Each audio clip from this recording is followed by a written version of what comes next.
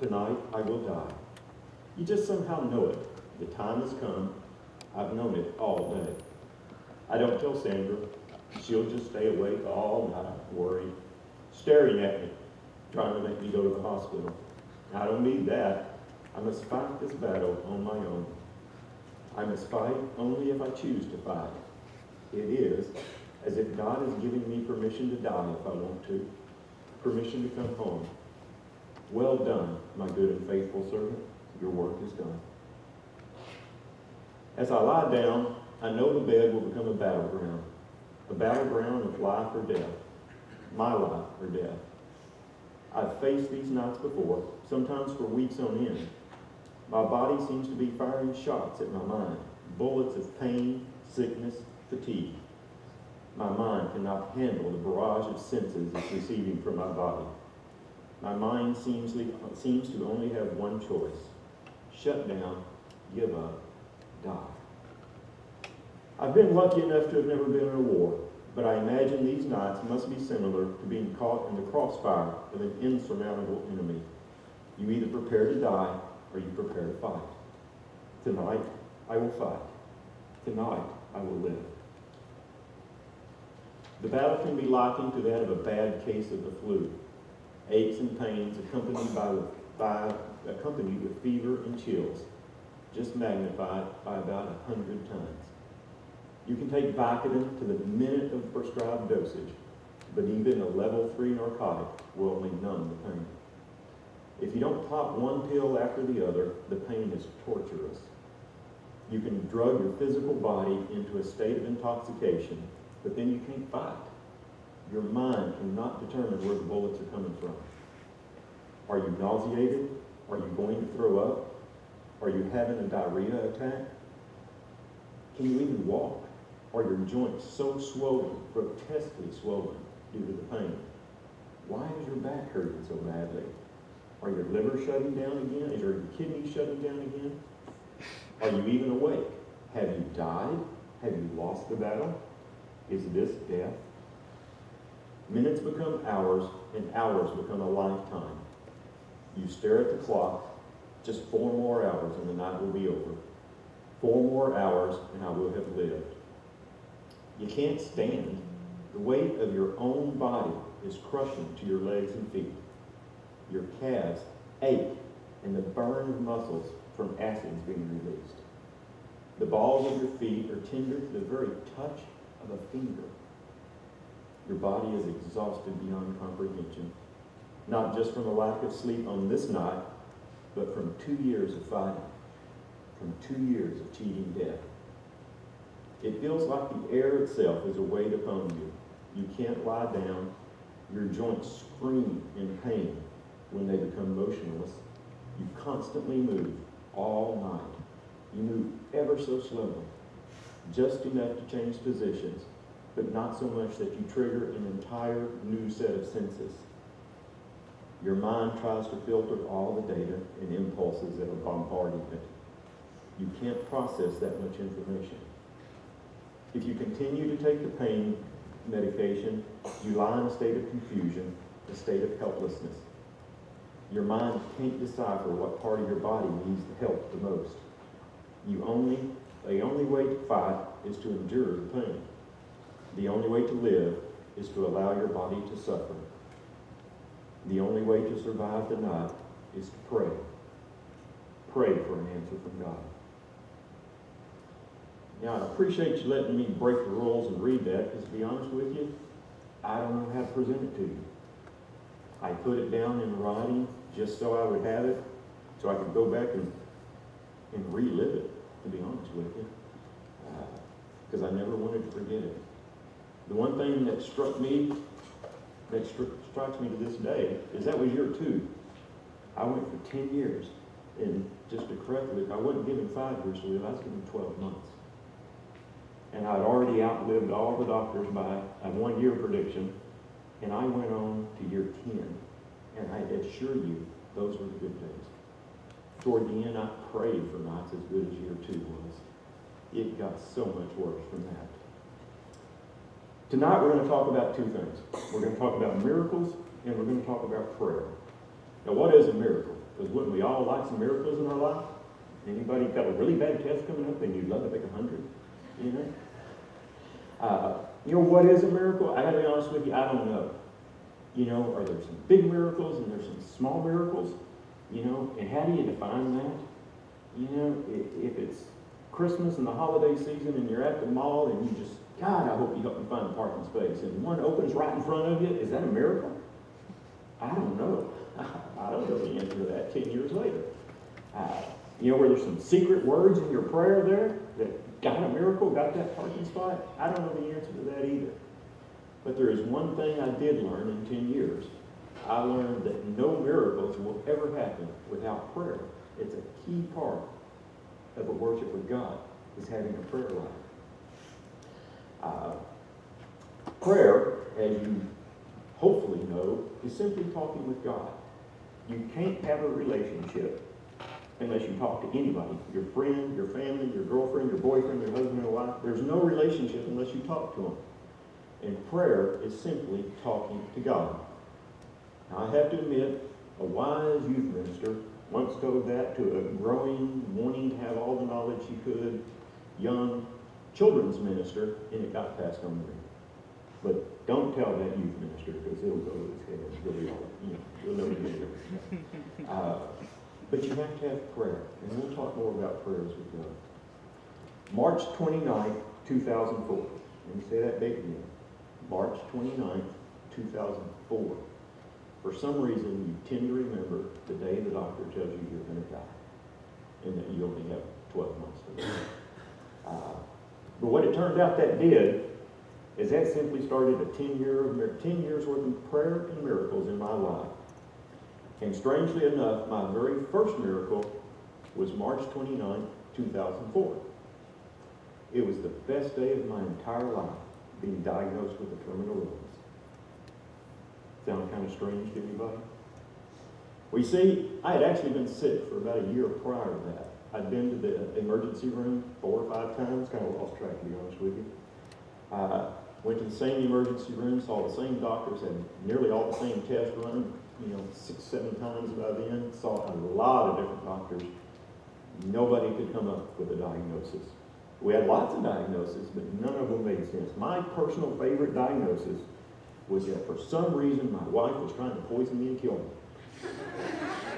I don't know why. She wasn't going to get a whole lot, but that's actually what one doctor came up with and said it in front of her. It was really funny. You should have seen the look on her face. But I kind of thought about it and said, maybe. No. I figured that one wouldn't work. But so anyway, just pure coincidence. My company dropped their health insurance. We had to change health insurance, and I went onto my wife's company health insurance. So we had talked. I said, if I get sick again, we got a new insurance. I'm going to go to a different hospital. We're going to get a whole new set of doctors, and we'll see if we can figure this out. Sure enough, a few weeks later, I got sick again. Worked late, of course. Called Sandra on the way home and said, not feeling good again. I'm going to stop and go to that, do the emergency room we talked about. But, we know how this goes. Don't bother showing up. Just stay home. I'll be home probably in 6, 10, 12 hours. Emergency rooms are. Well, if any of you know my wife, Sandra, any of y'all ever met her? Well, she showed up about 30 minutes later. It takes an hour and a half to get to the hospital. She's there in 30 minutes. Well, it turns out I had walked into the emergency room that evening with 103.7 temperature. To my knowledge, I still hold the record in that emergency room for a patient who walked in under their own capability with that high temperature. And so they ran their test and they did the thing. And finally, they came into the ER room and said, I'm pretty much comatose at this time, so I don't hear any of this. They said, well, Mrs. Hardman, we can figure it out. We've heard that before. But we have an on-call specialist, and so we'd like to call him in and let him look at the test and see if he can figure out what's going on. Well, now here's the story. For the entire year I had been sick, I kept hearing this one doctor's name, and I tried to get in to see him. And I finally got hold of his office, and they said, well, Mr. Hartman, here's what you have to do to get an appointment. We're going to send you a permission slip. You get that filled out and signed by all your doctors, and we're going to pull all your records from every doctor you've ever seen. Then we're going to take all those records and we're going to put them in front of a committee. This committee will study them, and if we think your case is important enough and exciting enough, is the way I interpret it, we're going to get you an appointment with this doctor. And by the way, just from the time we make the decision to the appointment, it'll take about 6 months. That's how good this guy was. And I said, forget it. I wasn't going to go through that.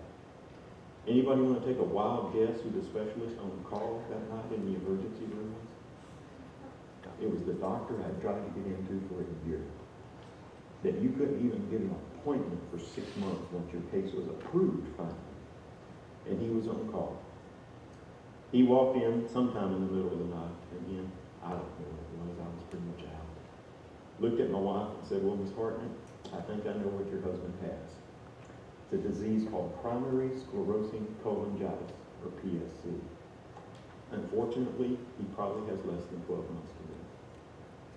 We're going to try to get him comfortable, let you take him home, and get his affairs in order. That's about the best I can do for him. That doctor retires next month. I always kid him that he wasn't going to retire until he saw me get better, and so he's retiring now next month. He actually announced it earlier, but anyway. So that was the first miracle in my life. Now, during that next 10-year period, I learned to talk to God a lot. Because you have a lot of downtime and a lot of sick time, where talking to God is really the best thing you can do. During that period, I developed something called the philosophy of life, or the puzzle of life. It's my philosophy of life, and I've called it the puzzle of life. I don't get that graphic. So let's talk about it for a minute. You'll notice it's a simple puzzle. There's 5 pieces, 4 corner pieces, and a center. The corner pieces, health and physical, mental and education, career and financial, leisure and family, and the centerpiece of my puzzle of life is God. Now, what I'm going to tell you, in the way if you'll look at this puzzle, what it can show you is that everything that happens to you in life will fit into one of those corner pieces. I don't care what it is. I don't care whether it's sickness. I don't care if it's that test coming up at school next week. I don't care what it is, that family relationship, you just can't keep fighting with your mother. Geez, what's wrong with moms? I've never understood that. Whatever it is will fit in one of those corner pieces. But how you make that corner piece work is by having God in the center of that corner piece. Now, the 4 corner pieces will go up and down in priority. If you're a second grader, probably career and financial isn't that terribly important to you. So it's probably, number 5 on the priority list. Once you finish high school, college, or all of your education, and you're going to get out and, parents are kind of getting, it's time for you to get out of the house. Anybody got that going on yet? No? Okay. That's too young for that. It will come, trust me. Well, then maybe that career and financial moves up a little bit. Maybe it becomes number 2 on the priority list. Notice God's always number 1 on the priority list. If God isn't number 1, and if God isn't the center corner piece of your life, your puzzle will float apart. Because notice the way that puzzle's built.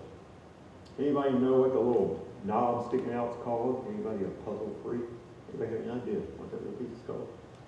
It's really simple. It's called a tab, believe it or not. The little hole that the little tab fits into, anybody know what that's called? Besides the little hole? It's called a cut.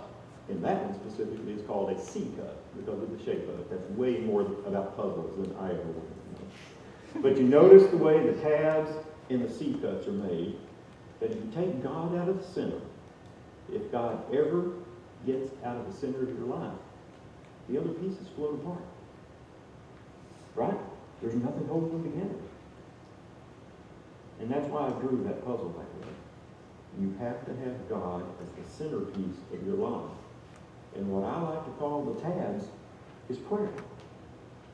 Because it's through prayer that God will help you keep all of the other pieces connected. So you remember that.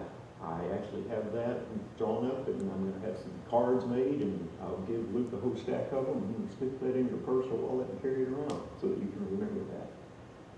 Always keep God, number one priority, in the center of your life.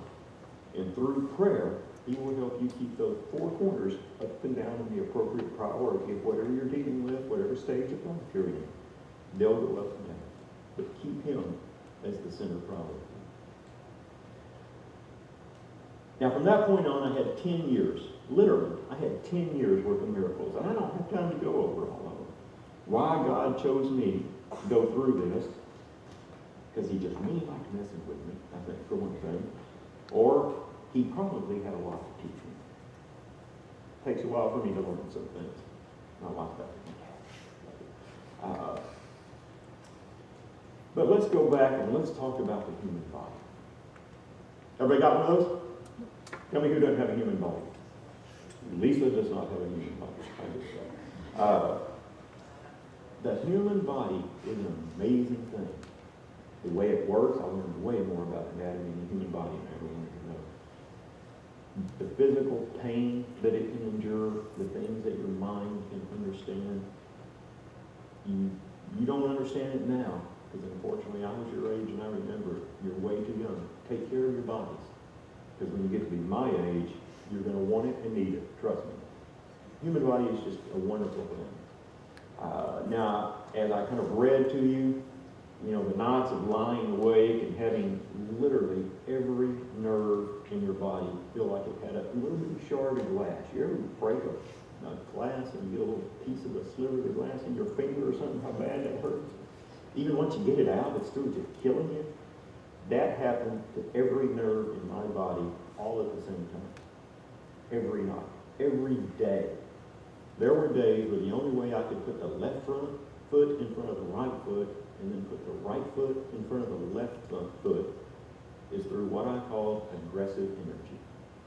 And what it really was a polite way of saying just getting madder than anything you can imagine.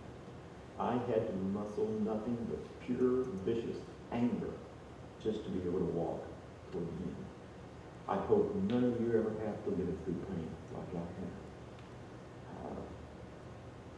have.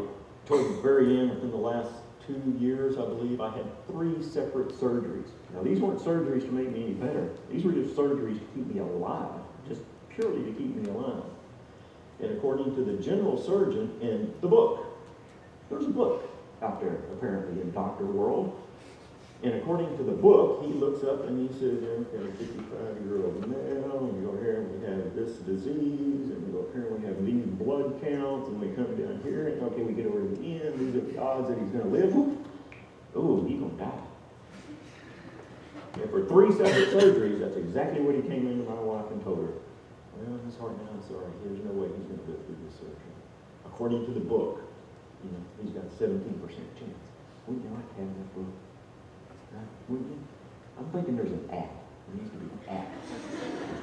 You're feeling puny at school one day, and you break out your app, and you look at that and go to the nurse and say, oh, look, according to the book, I need to go home. Well, there's this book. And 3 separate times, for 3 separate surgeries, he said he's not going to live through the surgery. If he happens to live through the surgery, he'll never live through the recovery. His blood counts are way too low, he's way too sick, he'll die afterwards in recovery, if he doesn't die. All 3 times, my wife looked at him and just kind of smiled and said, nah, you don't know my God. He ain't going to let him die. I don't know how she knew. Just like she knew to show up that night in the ER, I guess, but somehow she knew. Toward the very end, I had an episode called hepatic encephalopathy. Now, the interesting thing about this is it is a situation where you have too much ammonia in your body, in your bloodstream. Your liver filters your bloodstream. And if it ain't working, it ain't filtering. So you build up too much ammonia in your body, and when that happens, your brain shuts down. Boom, it's gone. And that happened. It happened on a Sunday morning in the middle of church services. Luke got called out. Larry got called out. Everybody got called out. If you notice, half the pastors disappeared one Sunday morning. That's what they were doing. They were coming to my house. I wasn't feeling well, and Sandra and I had this agreement that if I wasn't going to make it to church, I'd text her and let her know. I didn't text her. So she texted me, "Hey, what are you doing?" I didn't answer. So she admits afterwards that she came flying home just mad as she could be at me, ready just to chew my butt out. Has that ever happened to any of your girlfriend or boyfriend? So she gets home and she's flying up the stairs, just yelling at me. "What are you doing? Why didn't you text me? I called you, you didn't answer the phone." Until she found me passed out in the closet of the bathroom, front bedroom, passed out, just totally comatose. She started putting word out, all the ministers from Ash Street come and help her get me down in the car into the emergency room. Doctors told her if it had been another 30 minutes, I never would have lived. I would have died on the closet floor. During this episode, what happens is because you lose your mind, you lose your body. Those puzzle pieces that float away when you take God out of the center of your life. If you take the brain out of the center of your body, it don't work. Your organs all decide to operate on their own because there's nothing holding them together. There's no prayer holding them together. Nothing works. They all start doing their own thing. And none of it matches. Your body goes totally ludicrous. You lose all capability of controlling anything, even your own bodily functions. During that period, I was so sick. There are truly 2.5 days of my life, every minute a blank. I haven't the slightest idea what happened. But Sandra tells me, I don't want to know what happened. She said it was bad and it was over. Without your mind as the controlling centerpiece of your body, the body doesn't work. The parts flow apart. The organs will not work together. Does that sound anything like this puzzle? Does that sound anything like what God has put together? Not just for our bodies, but for the puzzle of life. If you don't have Him in the center as the controlling piece, as the number one priority, and if you weren't praying to Him, then the rest of your life's going to float apart, and it will not function in any manner whatsoever. Now, in the last year, I was in the hospital 11 times in a 12-month period. Every time an issue came up, every time a surgery came up, every time I went to the hospital, the prayer circle, as I started calling it, y'all probably heard that term before, the prayer circle started getting larger and larger and larger. Sandra was told I wouldn't live probably, best we can guess, about 7 to 10 times during the last 12 months. And every time she'd shake her head, said, "No, my God isn't going to live that." She'd put the word out, and the prayer circle would start. Prayer circles are fun. Once you get them going, they seem to grow. They take a life of their own, and they grow. And that's part of what I'm going to challenge you here with tonight, is growing and developing your prayer circle. Each one of you needs to have your own individual prayer circle. But here's a couple of those stories. My wife and a friend of hers worked with several years ago a lady here that had moved to Australia. And so she became aware of how sick I was, and Sandra's friend texted her one day in Australia, gave her a little update. Well, she got a text back and said, "I think you must have hit the wrong number because I'm not who you think I am. But sorry to hear about your friend's husband, and if you tell me more, I'd love to know. I happen to be the pastor of a church in Australia with about 5,000 members, and we'd love to add him to our prayer list." So there was a church in Australia for the last couple of years praying for me this whole time. Just one example of what can happen when you develop a prayer circle. Through the course of Sandra's work here at Ash Creek as a children's minister, she was talking with a minister up in New York. And he said, "Well, I'm sorry to hear about your husband, but I tell you what, if you give me some information, tell me his name, we'd love to put him on our prayer list." We have a little bitty small church here in New York, but we have about 5,000 members, and we'd love to add him to our list.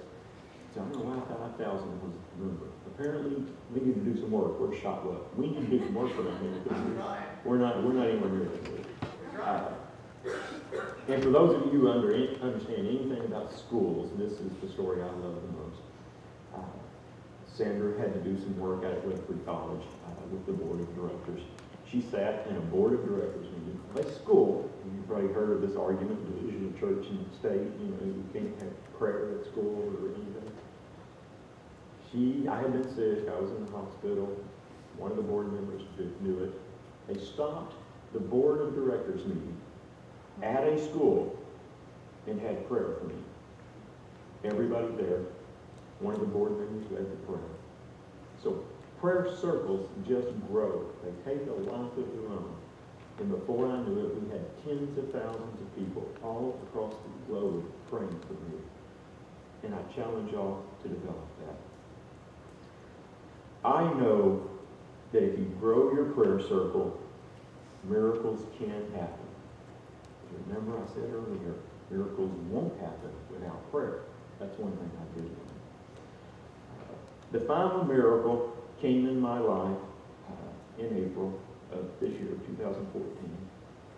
My last 2 hospital stays, there was no way I was going to live.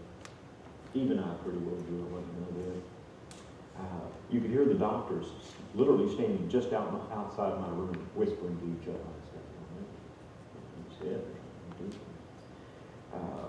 One doctor got so mad one evening that as he stormed out of my room, he screamed down the hall, "I'm not going to let this man die on me." There was no doubt I was going to die. You could see it on the face of my visitors. People came in and visited me at the hospital. I could look and I could see it in their eyes. They knew I was a dead man. But, that's God's will. I had accepted it. And I was okay with it. Even Dr. Shotwell, you can see it on his face. He didn't have it from me. He admitted later that he even started writing my eulogy. I was going to die. There was no doubt about it. And then on a Friday night at about 8:30, my cell phone rang. I don't answer my cell phone at 8:30 at night no matter what. Man, this number was blocked. Well, there's no way I'm answering that. But for some reason, I told Sandra, I think I need to answer that. So I answered it. Well, it was a hospital over in Dallas. And they said, "Mr. Hartman, we have a liver that matches you. And if you'd like to accept it, we want to give it to you." Let me think about it. It's late. It's a Friday night.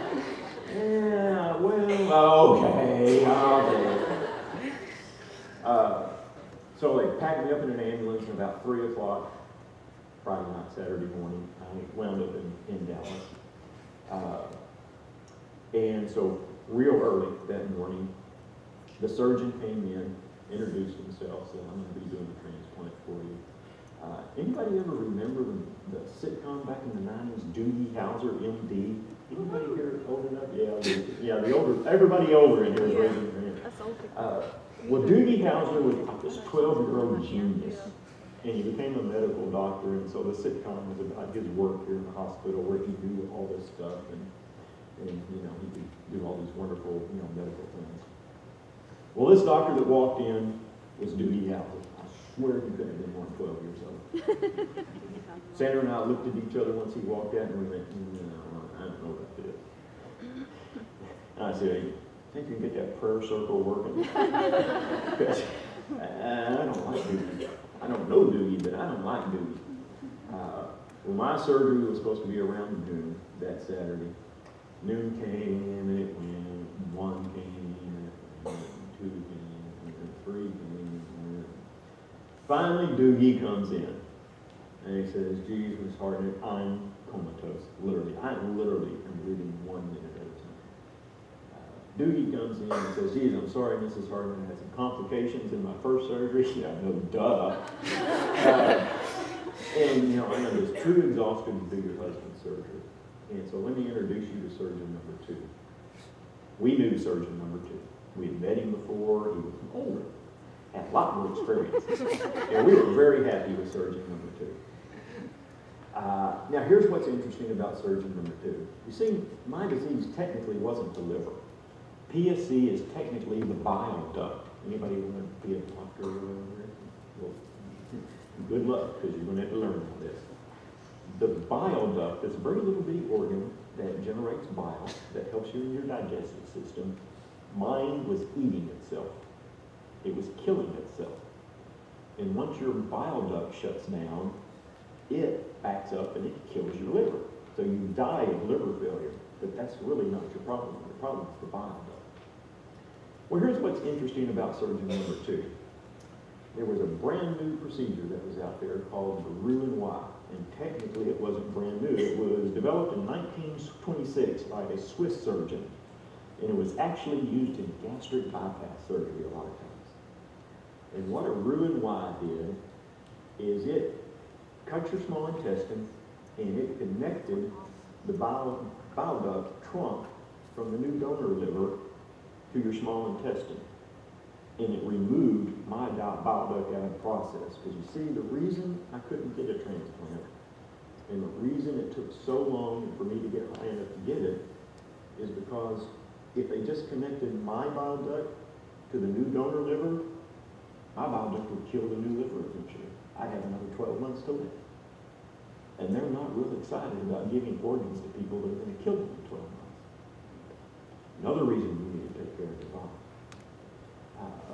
So, who do you think knew how to do a Roux-en-Y procedure?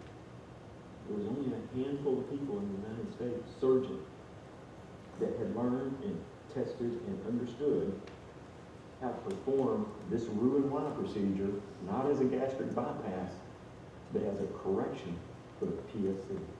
Surgeon number 2 knew how to do that. There's another miracle that walked into our life at that time. Because otherwise, I might have lived through the surgery, but I would eventually have killed me never again. I'd have been right back at March 29th, 2004, with 1 year to live. Well, now here's the next little story.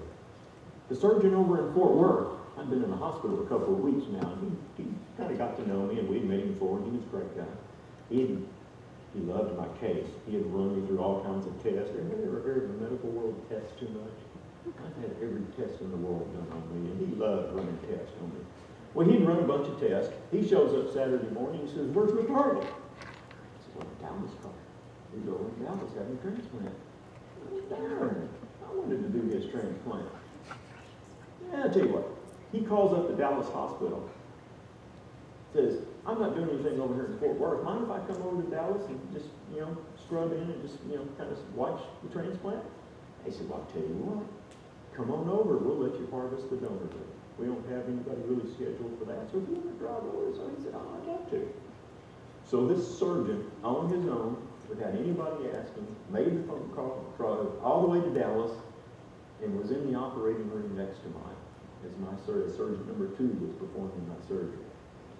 Now here's why the Fort Worth surgeon, as I call him, became a miracle. The nurse walked in to his room and said, "Stop. We're stopping Mr. Hartley's transplant. We're not going to do it." Turns out he has a collapsed portal vein. Anybody know what a collapsed portal vein is? They don't feel bad about that. Even you talk to people, I had no idea. But what I did learn is they won't do a liver transplant if you have a collapsed portal vein. So they came in and they stopped the harvesting that the Fort Worth surgeon was doing and said, don't do it, please stop. And he went, "Wait a minute, I knew that. I had identified that over at Fort Worth. I ran lots of tests so that I could understand it. I know how to fix it."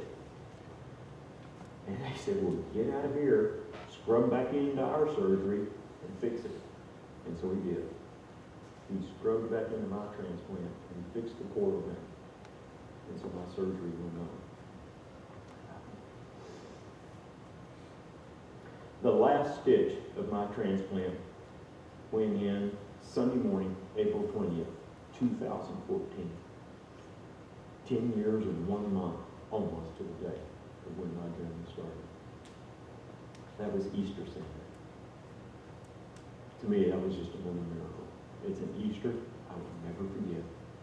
As important as Easter Sundays are in the church life, that one will never be outlived, matched, or even close to beaten.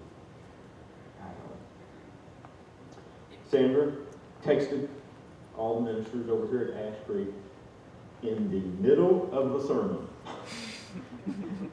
If you were over here in this sermon, I think Luke read the text, is what I hear. At the end of the sermon, he literally just read the text that Sandra had sent. Fred and Larry and everybody, you can actually, if you watch the video from that Easter Sunday, you can see them looking at their cell phones when they died. During his sermon toward the end, Dr. Shotwell said, I'm going to preach on the fly here. This is what I just got. So it was a great Easter. It was a great Easter for me personally. I hope it was a good Easter in the life of the church here. And so this is what I'm going to leave you with. I'm going to leave you with two thoughts. First of all, if as you sit here tonight, God is already the centerpiece in your puzzle, if you can truly tell me that God is the number one priority in your life, and every other part of your life is ranking lower than God, then great, and congratulations. What I'm going to challenge you to do is to develop your prayer circle. With your friend that's sitting next to you, or that group that you meet first thing in the morning every day at school. I know you do, it's what I did. It hadn't changed, right? First thing you do every morning is meet at the same place to see the same group of friends, right? See if anybody took that test yesterday and knows the answers to it. Right? Yeah, I got you there. Yeah, okay. Yeah, that's my wife's a professor. She's probably not there.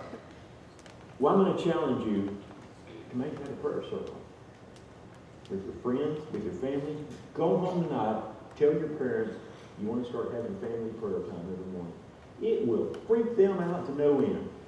They will have no idea what happened to you up there at Ash Creek tonight. I challenge you to do that. Just watch the reaction. It'll be great. So I challenge you to do that. If you haven't accepted Jesus Christ as the centerpiece of your puzzle, and if he is not the number one priority, I ask you, why not? Why haven't you done that? You know what God can do for you. I've stood here tonight for probably way too long, and I've told you what God did in my life through prayer and through miracles.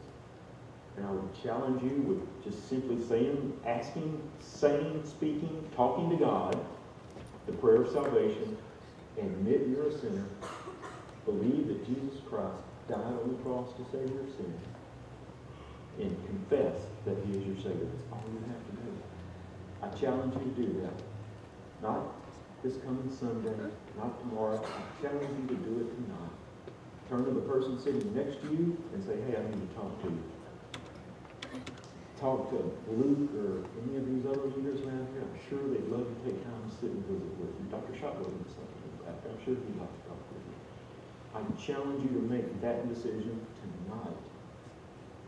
I went 10 years, one day at a time, 1 hour at a time, 1 minute at a time, not knowing if I was going to live or die. The only thing that gave me any comfort was God was in the center of my life the whole time. If he's not in the center of yours, I ask you, why